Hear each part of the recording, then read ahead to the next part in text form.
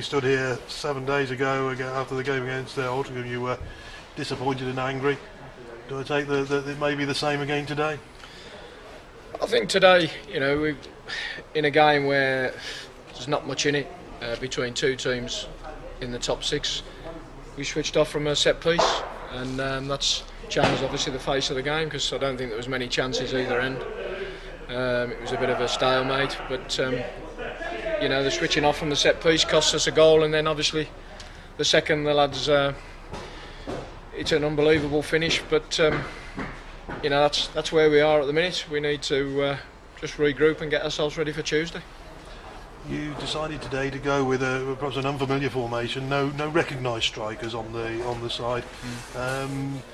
Was that to counteract potentially the defensive formation of Macclesfield? I think, to be fair to Verms, he's an experienced player. We know he can play up there. We know he can get hold of the ball, and that was just the decision today to go for. We've been desperately trying to get a couple of strikers in this week, but at the minute, it's lots of phone calls and no fruition. So I wouldn't say, to be fair, he's an unrecognised striker, because he's showed this season that he can play in that position and he can score goals. So, at the minute, I think the danger is that we don't want to kill the young lads that we've brought in, and Verms have got that little bit more experience, and we went that way today.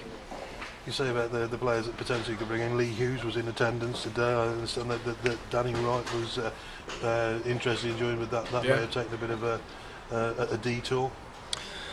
I know we've worked our socks off to try and get a couple of lads in, the two you've mentioned, and maybe one other, but it is hard this time of year to try and bring players in, obviously in the window, and we're looking for bargains, and Lee's indicated, with no disrespect to Forest Green, I don't want to talk about somebody else's player, but he's a local lad. He obviously started his career there, and he'd be keen to come back, and obviously he'd be a godsend to us at the minute. So in looking ahead to Tuesday, do you think anything will happen in that market space between that time now? Well, we're hoping our hard work will pay off. We thought maybe Friday we'd got one and maybe two in, but it is difficult, because the players that we're looking for at the minute, they're game changers, and they're hard to secure, aren't they? They are, aren't they? They're very true. You look on the overall, Gary. You'd like to take a positive out of every game if you can. What would you take out of today's game? Yeah, I thought Jordan Sonnycliffe did well.